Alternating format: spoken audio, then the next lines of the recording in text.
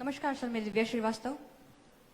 जैसा कि हम जानते हैं कि जब भारत आज़ाद नहीं होता उसके पहले विदेशी हमारे दुश्मन थे, पर भारत आज़ाद होने के बाद भी भारतीय हमारे नागरिक वो ही हमारे देश के दुश्मन है। इसका क्या कारण है? इसका कारण बहुत साफ है कि देश को जब विभाजन लोगों ने किया तब भी ऐसे लोग देश के अंदर थे और उन लोगों ने मिलकर के इसी प्रकार के, जिनका मैंने उल्लेख किया, इसी प्रकार के लोगों के साथ मिलकर भारत को तोड़ने का काम उन लोगों ने किया। लेकिन समस्या यह है कि मैंने जिनका नाम लिया, अब उनको भारत के लोकतंत्र में जो देश विरोधी ताकतें हैं, जो वामपंथी और तथाकथित अंग्रेजी मानसिकता के लोग हैं, हम उनको सूट नहीं कर सकते। भारत का लोकतंत्र ये हमको इसका अधिकार नहीं देता है।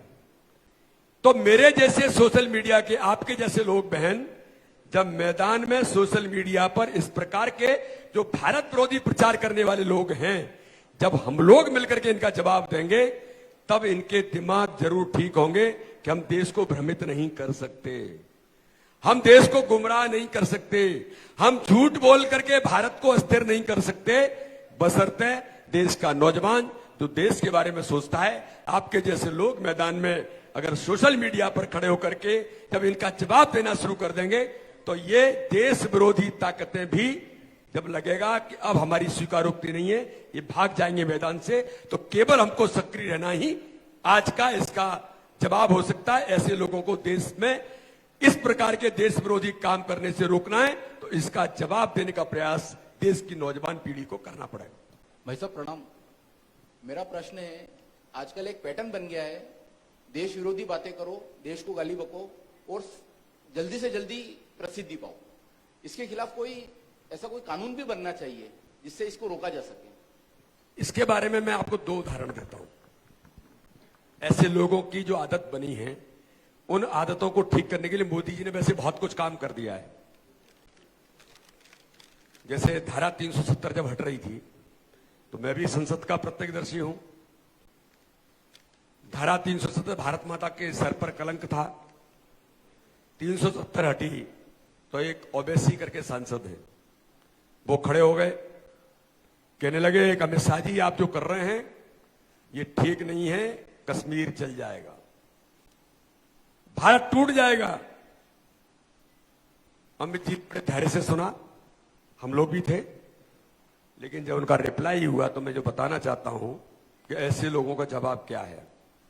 अमित शाह जी ने कहा कि अभी ओवैसी जी कह रहे थे कश्मीर जल जाएगा, भारत टूट जाएगा, तो उन्होंने कहा न कश्मीर जलेगा न भारत टूटेगा, लेकिन एक बात मैं जरूर बता देता हूं, जो देश विरोधी काम करने वाले लोग हैं वो जेल के अंदर जाएंगे, वो एक नहीं बचेगा। ऐसे लोगों को यह करना पड़ेगा। और देशभक्ति का भाव जागृत करने के लिए स्वामी विवेकानंद ने एक उदाहरण दिया। जब वो यात्रा कर रहे थे तो यात्रा करते समय उन्होंने कुछ मांगा, कुछ खाने की इच्छा हुई, फल खाना है, नहीं मिले तो उन्होंने ऐसे ही बड़बड़ाते हुए कहा कि यार यहां खाने को फल भी नहीं मिलते हैं। ट्रेन के अंदर यात्रा कर रहे थे, तो बगल में एक नौजवान बैठा था, उसने सुन लिया।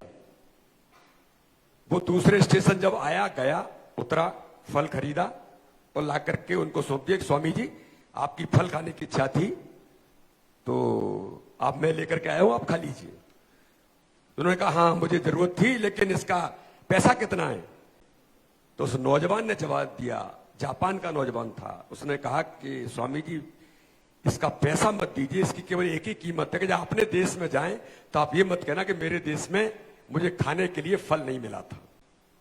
इतनी देशभक्ति का भाव जागृत करने का काम हम लोगों को अपने नौजवानों में, अपने देश के लोगों के अंदर ये जागृत करना पड़ेगा। ऐसे लोगों का ये जवाब है जिसका हम सब लोग मिलकर के इस अभियान को जो प्रारंभ हुआ है, इसको देशभक्ति का जज्बा भी हम कहते हैं, जिसको पैदा करने का काम हम सब लोगों को देश के नौजवानों में करना है।